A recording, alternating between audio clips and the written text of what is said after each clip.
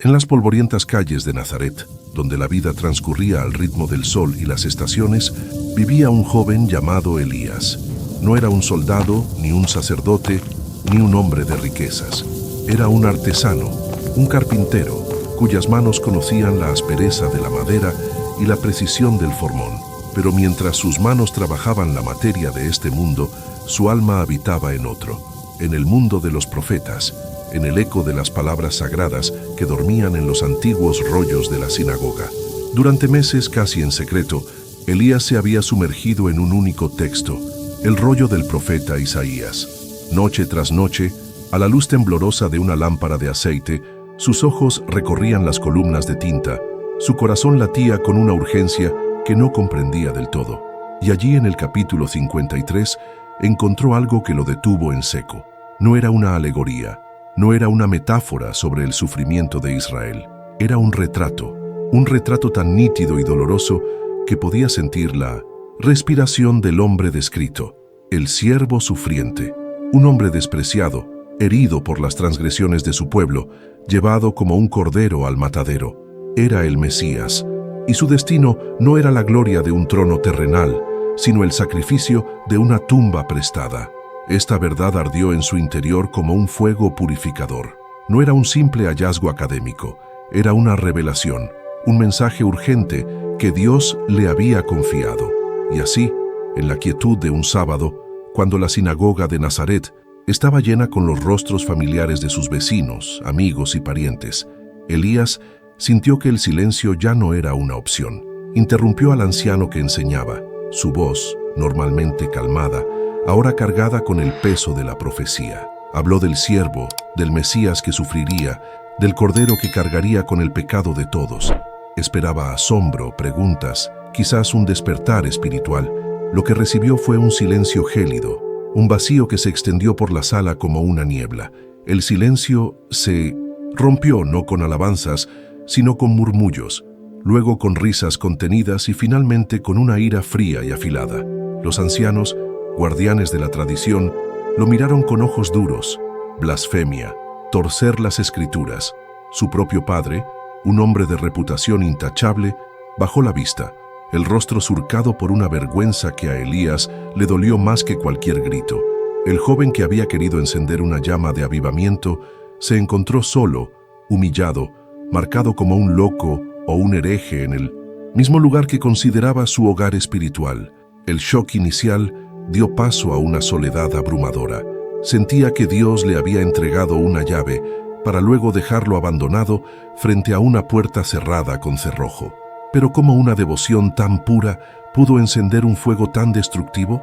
Para entender la raíz de la convicción de Elías, debemos retroceder en el tiempo, a los días de su niñez en esa misma aldea rústica de Galilea. Creció entre el aroma del cedro y el sonido del martillo, aprendiendo el oficio de su padre. Pero mientras otros niños jugaban en las colinas, Elías sentía una atracción inexplicable por las historias antiguas. Su abuelo, un hombre de fe profunda, le había contado que su linaje descendía de una rama menor de la tribu de Leví y le había inculcado un respeto reverencial por la palabra de Dios, no como un libro de reglas, sino como una carta viva del Creador. Años antes, una enfermedad lo había postrado en cama, consumiendo su fuerza de adolescente. En Binón, el delirio de la fiebre, tuvo un sueño. No vio ángeles ni cielos abiertos. Vio un rollo, el del profeta Isaías, brillando con una luz suave en la más profunda oscuridad. Al despertar, con la salud inexplicablemente restaurada, sintió una llamada en lo más hondo de su ser, una instrucción clara y silenciosa. Busca el rostro oculto en las palabras del profeta. Esa experiencia se convirtió en el ancla de su vida, su propósito secreto. Su padre respetaba su piedad, pero nunca comprendió su obsesión. Para él la fe era algo práctico. Las oraciones diarias, las fiestas, el trabajo honrado. No entendía por qué su hijo pasaba las noches descifrando textos en lugar de construir un futuro sólido. Su madre lo defendía en silencio, pero en sus ojos había un temor constante de que su fervor lo llevara por un camino de soledad y rechazo. Y así fue. Elías había sacrificado mucho por esa búsqueda. Renunció a un matrimonio que su familia había arreglado, a la oportunidad de expandir el taller. Su único tesoro eran esos momentos de estudio solitario, donde las palabras de Isaías dejaban de ser tinta sobre pergamino y se convertían en un susurro vivo, una sombra que poco a poco iba tomando forma en su mente, la sombra del siervo. El incidente en la sinagoga no fue un final, fue solo el comienzo de la prueba. La humillación pública se convirtió en un veneno que se filtró en cada aspecto de su vida. En las calles, los niños que antes lo saludaban, ahora le gritaban, "El profeta loco". Viejos amigos de su familia, hombres que lo habían visto crecer, cruzaban de acera para no tener que dirigirle la palabra. El trabajo empezó a escasear. Nadie quería contratar al hijo del blasfemo, y el negocio de su padre, antes respetado, comenzó a sufrir las consecuencias de su deshonra. Cada puerta que se cerraba era un eco del rechazo que había sentido en la sinagoga. Pero el rechazo de los hombres era una herida superficial comparada con el tormento que crecía en su interior, el silencio de Dios. Elías huía a las colinas que rodeaban Nazaret, los mismos lugares donde de niño había soñado con los profetas. Allí, con el viento como único testigo, clamaba, oraba, suplicaba por una señal, una confirmación, un simple susurro que le asegurara que no había perdido el juicio, pero solo encontraba el silencio del cielo azul y el murmullo de las hojas de los olivos. Esa ausencia de respuesta era una tortura. La duda, como una hiedra venenosa, comenzó a trepar por su fe. ¿Y si los ancianos tenían razón? ¿Y si todo había sido un delirio de su propia mente, un producto de su orgullo espiritual? La humillación alcanzó su punto más álgido durante una de las fiestas sagradas. Los ancianos le prohibieron formalmente hablar durante las reuniones. Fue acusado públicamente de estar poseído por un espíritu de soberbia. Mientras el pan de la bendición era repartido entre las familias, a él lo ignoraron, dejándolo visiblemente excluido, como un leproso espiritual. Esa noche, sentado solo en 1900, una colina, observando las luces de su aldea parpadeando en el atardecer, Elías tocó fondo. Se sentía completamente desamparado, abandonado por el Dios al que había dedicado su vida y por el pueblo al que había intentado advertir. Se aferraba a una verdad que le había costado todo y no le había dado nada a cambio. Estaba a punto de descubrir que el silencio de Dios no es ausencia, sino preparación, y la respuesta a sus oraciones no vendría del cielo en forma de trueno, sino que ya estaba caminando, con los pies polvorientos por los caminos de Galilea, en dirección a Nazaret. La intervención divina rara vez llega como esperamos. Para Elías, no llegó como una voz atronadora desde el cielo, ni en la visión de un ángel. Llegó en la forma de un hombre, un carpintero itinerante llamado Jesús, también de Nazaret, cuya fama de predicador y hacedor de prodigios comenzaba a susurrarse por toda la región. Un sábado, el murmullo se convirtió en presencia. Jesús entró en la misma sinagoga donde Elías había sido silenciado, en el mismo lugar donde su fe había sido puesta en la picota. Elías estaba allí, en un rincón, como una sombra más, sin esperar nada, acostumbrado ya al peso de su soledad. Le entregaron a Jesús el rollo del profeta Isaías para que leyera.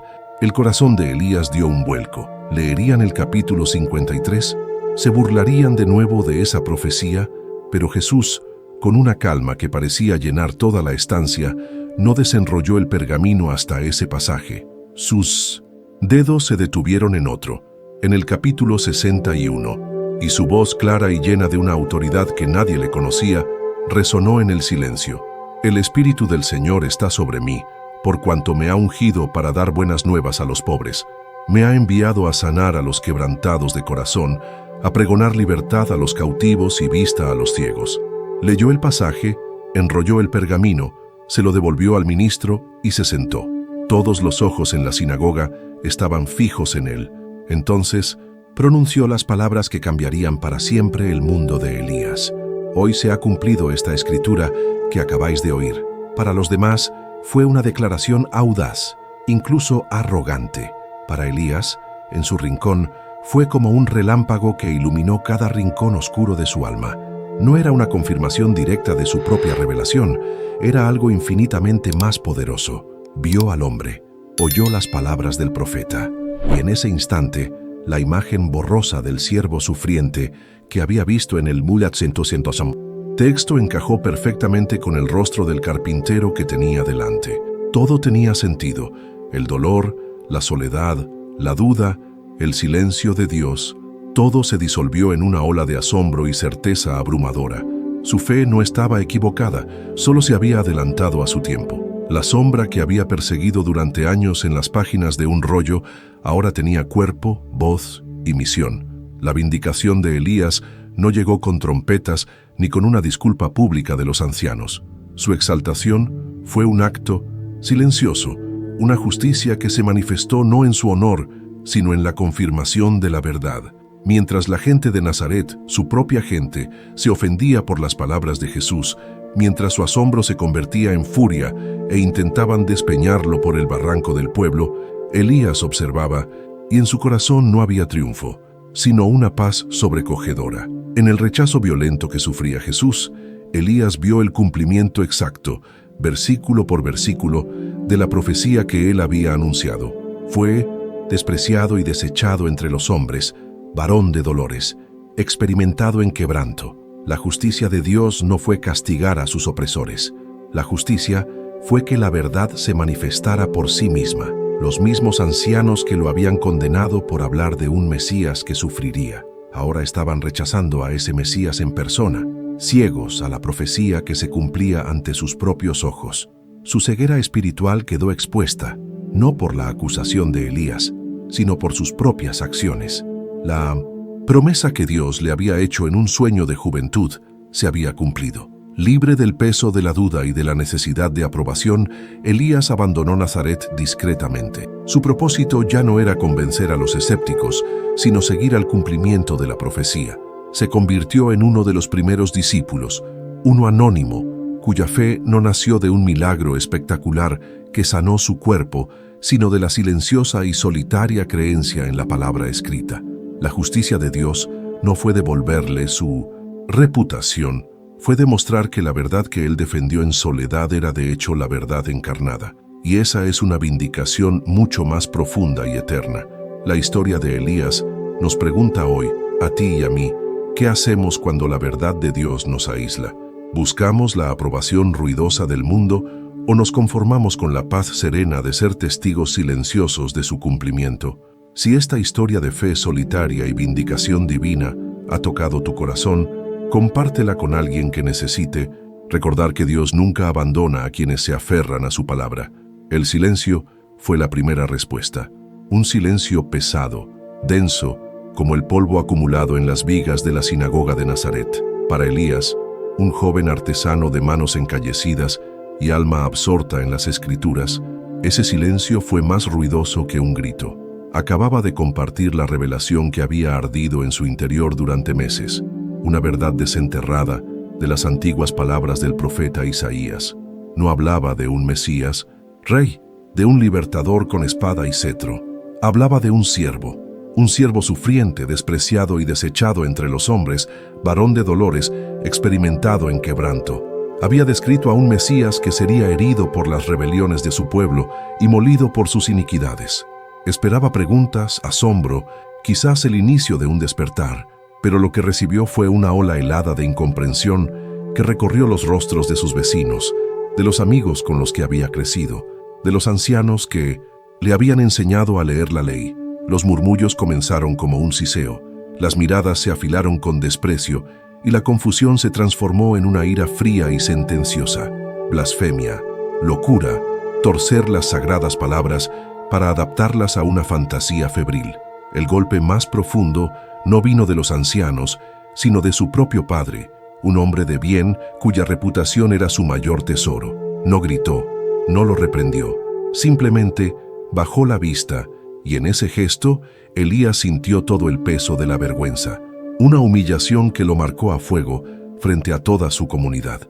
Lo que estaba en juego no era solo su reputación, era la certeza de su fe, la validez de una llamada divina que ahora parecía una trampa cruel.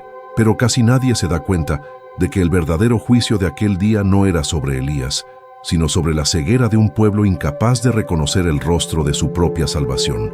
El detalle que lo cambia todo estaba escondido a plena vista, en el mismo rollo que todos creían conocer. Sí, este eco de soledad por defender una verdad resuena en tu corazón.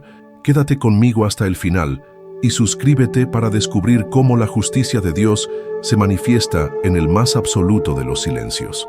Aquel rechazo en la sinagoga no había nacido de un impulso repentino, tenía raíces profundas, regadas durante años en el secreto de su taller y en el silencio de sus noches. Para comprender la fuerza que empujó a Elías a enfrentarse a su propio pueblo, debemos volver la mirada atrás, a los días en 1900, que el polvo de Nazaret era su patio de juegos, y el aroma a madera recién cortada era el perfume de su hogar. Creció como el hijo del carpintero, un muchacho de Galilea destinado a heredar el oficio de su padre. Sus manos aprendieron pronto a distinguir el grano del cedro y el peso del martillo. Pero mientras sus dedos se endurecían con el trabajo, su espíritu anhelaba algo más que la solidez de la materia. Su abuelo, un hombre cuya fe parecía tan antigua como los olivos que rodeaban la aldea, le había susurrado un secreto familiar. Por sus venas corría la sangre lejana de Leví. No eran sacerdotes, pero llevaban en la memoria el eco del servicio en el templo. Fue él quien le enseñó que las Escrituras no eran un libro de leyes muertas, sino una carta de amor escrita por Dios, una carta que esperaba ser leída con el corazón, y el corazón de Elías escuchó. Mientras otros niños perseguían lagartijas bajo el sol, él se sentía atraído por el silencio de la sinagoga, por el peso de los rollos sagrados en sus manos. La verdadera llamada, sin embargo, llegó envuelta en el sudor de la fiebre. Siendo apenas un adolescente, una enfermedad lo postró en cama, robándole las fuerzas y nublándole la mente. En esa frontera entre la vida y la muerte, tuvo un sueño. No vio cielos abiertos ni carros de fuego. Vio algo mucho más sencillo y poderoso. En la más absoluta oscuridad, un solo rollo de pergamino brillaba con una luz suave y propia. Era el rollo del profeta Isaías. Al despertar, con matón, la fiebre inexplicablemente rota y la vida fluyendo de nuevo por su cuerpo, una certeza se había instalado en lo más profundo de su ser. Era una orden silenciosa, una misión personal. Busca el rostro oculto en las palabras del profeta. Esa experiencia se convirtió en el ancla de su existencia. Su vida se dividió en dos. De día era el hijo obediente, el artesano diligente, pero de noche, a la luz parpadeante de una lámpara de aceite, se convertía en un buscador. Renunció a un matrimonio que había concertado, a la promesa de una vida cómoda y predecible. Su único tesoro eran esas horas robadas al sueño en las que desenrollaba el pergamino de Isaías. Las palabras que para otros eran historia, para él se convertían en un susurro vivo. Y una y otra vez, sus ojos volvían al mismo pasaje, al capítulo 53. Despreciado y desechado entre los hombres, varón de dolores, experimentado en quebranto. No leía una poesía sobre el sufrimiento de Israel, veía el retrato de un hombre. La imagen símbolo de su vida ya no era la madera que moldeaba, sino la sombra de aquel siervo que tomaba forma entre las letras. Había encontrado la verdad más grande de todas, pero aún no sabía que esa verdad lo llevaría primero al más profundo de los abismos. Lo que vendría a continuación parecía negar todas las promesas que había sentido en el fulgor de aquel sueño. El rechazo en la sinagoga no fue un final, sino la primera piedra de un muro que comenzó a levantarse alrededor de 1900. Elías, ladrillo a ladrillo, día tras día. La humillación pública se convirtió en un veneno que se filtró en cada grieta de su vida cotidiana.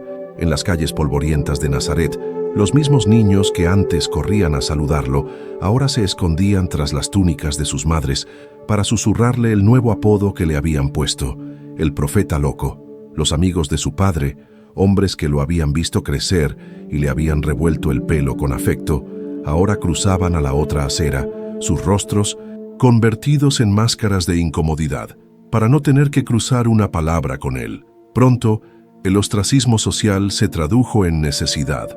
El trabajo, antes constante, empezó a escasear. Nadie quería encargar una puerta o una viga al hijo del blasfemo, y el taller de su padre, un lugar que siempre había sido sinónimo de honradez, y trabajo bien hecho, comenzó a resentirse. Cada cliente perdido, cada encargo cancelado, era un eco sordo del veredicto dictado en la sinagoga. Elías veía el cansancio en los ojos de su padre, una mezcla de decepción y preocupación que le dolía más que cualquier insulto. El sistema, la estructura misma de su pequeña comunidad, se había vuelto en su contra, no por un crimen cometido, sino por una verdad anunciada antes de tiempo. Pero el desprecio de los hombres, por afilado que fuera, era una herida superficial comparada con el tormento que crecía en su interior, el atronador silencio de Dios. Elías huía a las colinas que abrazaban Nazaret, los mismos lugares donde de niño había soñado con las hazañas de los profetas. Allí, con el viento del atardecer como único testigo, suplicaba. Sus oraciones ya no eran susurros de devoción, sino gritos desesperados lanzados a un cielo que parecía de bronce. Pedía una señal, una confirmación, un simple murmullo en su espíritu que le asegurara que no había perdido el juicio, que no había confundido la voz de su propio orgullo con la voz del Eterno. Pero solo encontraba el silencio del cielo azul y el susurro, indiferente de las hojas de los olivos. Esa ausencia de respuesta era una tortura lenta, una hiedra venenosa que comenzó a trepar por el tronco de su fe, amenazando con asfixiarla. La duda, antes una sombra lejana, ahora se sentaba a su lado. ¿Y si los ancianos tenían razón? ¿Y si todo había sido un delirio, una interpretación febril nacida de sus noches de soledad y estudio? Había sacrificado su futuro, el honor de su familia y la paz de su alma por una fantasía. La humillación alcanzó su punto más álgido durante la celebración de una de las fiestas sagradas. Los ancianos, en un acto de autoridad cruel, le prohibieron formalmente tomar la palabra durante las reuniones. Fue acusado públicamente, no de herejía, sino de algo más sutil y humillante, de estar poseído por un espíritu de soberbia, de buscar la atención para sí mismo. El golpe final llegó en el momento más sagrado. Mientras el pan de la bendición era partido y repartido entre las familias, pasando de mano en mano como un símbolo de unidad y comunión, a él lo ignoraron. El anciano encargado del rito pasó por delante de él como si no existiera, dejándolo visiblemente excluido, marcado como un leproso espiritual ante los ojos de todos. Esa noche, Elías no volvió a casa. Subió a la colina más alta, desde donde las luces de su aldea parpadeaban como estrellas caídas. Allí, en la soledad más absoluta, tocó fondo. Se sentía completamente desamparado, un náufrago en una isla desierta, abandonado por el Dios al que había dedicado cada latido de su corazón y por el pueblo al que había intentado servir. Se aferraba a una verdad que le había costado todo y que a cambio solo le había entregado cenizas y silencio. Por un instante, solo un instante, pensó en renunciar, en gritar al viento que todo había sido un error y volver a la vida sencilla del carpintero anónimo. Pero entonces, en medio de la oscuridad de su alma, surgió un débil resplandor. No fue una voz, ni una visión. Fue el recuerdo de unas palabras del mismo rollo de Isaías, palabras que ahora sentía en su propia piel. Angustiado él y afligido, no abrió su boca. Como cordero fue llevado al matadero. No era una respuesta, pero era un eco que le decía que su sufrimiento, tal vez, no era un castigo, sino parte de un patrón divino que aún no comprendía.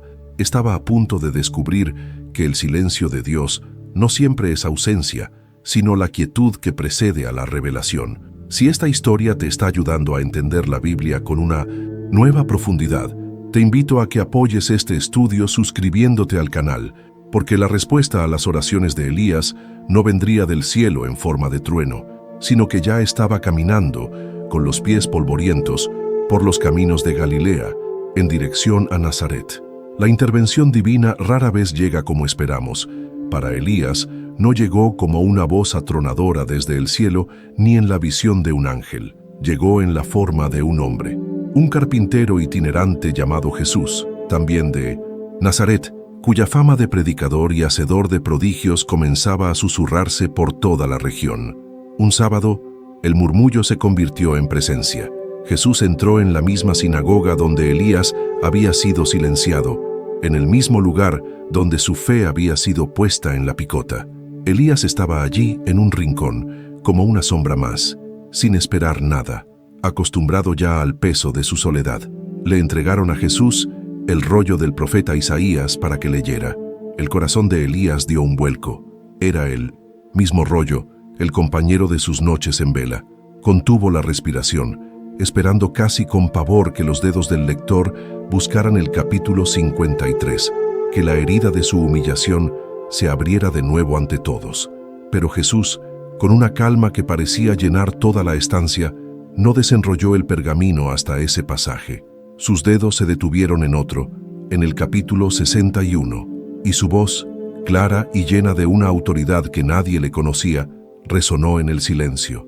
El espíritu del Señor está sobre mí, por cuanto me ha ungido para dar buenas nuevas a los pobres, me ha enviado a sanar a los quebrantados de corazón, a pregonar libertad a los cautivos y vista a los ciegos.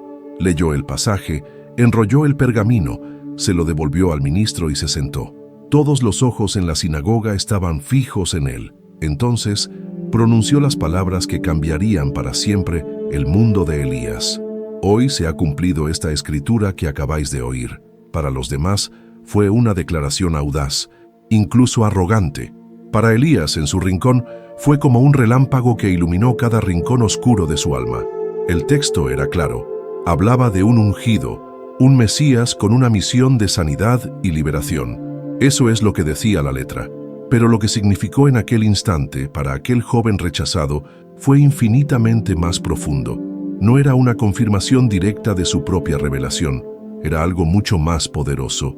Vio al hombre, oyó las palabras del profeta, y en ese instante, la imagen borrosa del siervo sufriente que había visto en el texto encajó perfectamente con el rostro del carpintero que tenía delante. Todo tenía sentido. El dolor, la soledad, la duda, el silencio de Dios, todo se disolvió en una ola de asombro y certeza abrumadora. El Mesías del que hablaba Isaías no era una figura dividida. El siervo que sufriría en el capítulo 53 era el mismo ungido que traería libertad en el 61. Su fe no estaba equivocada, solo se había adelantado a su tiempo. La sombra que había perseguido durante años en las páginas de un rollo, ahora tenía cuerpo, voz y misión. Y esto es lo que significa para nosotros hoy. ¿Cuántas veces esperamos que Dios nos confirme su voluntad con señales espectaculares, con voces del cielo o sueños proféticos? La historia de Elías nos enseña que la confirmación más poderosa de Dios a menudo no es un milagro que desafía las leyes de la naturaleza, sino una persona que encarna la verdad de su palabra. La respuesta de Dios al clamor de Elías no fue un susurro en su oído, fue Jesús de Nazaret entrando en la sinagoga. Tu fe no necesita más pruebas espectaculares, necesita encontrar el rostro de Cristo en el cumplimiento de su palabra. Abre los ojos de tu corazón, pues la respuesta que buscas puede que ya esté de pie, delante de ti diciendo, yo soy. La vindicación de Elías no llegó con trompetas ni con una disculpa pública de los ancianos. Su exaltación fue un acto silencioso, una justicia que se manifestó no en su honor, sino en la confirmación de la verdad. Mientras la gente de Nazaret, su propia gente, se ofendía por las palabras de Jesús, mientras su asombro se convertía en furia e intentaban despeñarlo por el barranco del pueblo, Elías observaba, y en su corazón no había triunfo, sino una paz sobrecogedora. En el rechazo violento que sufría Jesús, Elías vio el cumplimiento exacto, versículo por versículo, de la profecía que él había anunciado. Fue despreciado y desechado entre los hombres, varón de dolores, experimentado en quebranto. La justicia de Dios no fue castigar a sus opresores. La justicia fue que la verdad se manifestara por sí misma. Los mismos ancianos que lo habían condenado por hablar de un Mesías que sufriría, ahora estaban rechazando a ese Mesías en persona, ciegos a la profecía que se cumplía ante sus propios ojos. Su ceguera espiritual quedó expuesta, no por la acusación de Elías, sino por sus propias acciones. La promesa que Dios le había hecho en un sueño de juventud se había cumplido. El rostro oculto en las palabras del profeta se había revelado, no solo a él, sino a todos, aunque ellos no tuvieran ojos para verlo. Libre del peso de la duda y de la necesidad de aprobación, Elías abandonó Nazaret discretamente. Su propósito ya no era convencer a los escépticos, sino seguir al cumplimiento de la profecía. Se convirtió en uno de los primeros discípulos, uno anónimo, cuya fe no nació de un milagro espectacular que sanó su cuerpo, sino de la silenciosa y solitaria creencia en la palabra escrita. La justicia de Dios no fue devolverle su reputación, fue demostrar que la verdad que él defendió en soledad era, de hecho, la verdad encarnada. Y esa es una vindicación mucho más profunda y eterna. La historia de Elías nos pregunta hoy a ti y a mí, ¿qué hacemos cuando la verdad de Dios nos aísla? Aferraos a la palabra escrita, incluso cuando el mundo la desprecie. Perseverad en el silencio de Dios, sabiendo que es un tiempo de preparación, no de abandono. Y buscad vuestra vindicación no en el aplauso de los hombres, sino en ser testigos silenciosos del cumplimiento de su voluntad. Si esta palabra ha edificado tu vida, compártela e inscríbete para que caminemos juntos en nuevos estudios.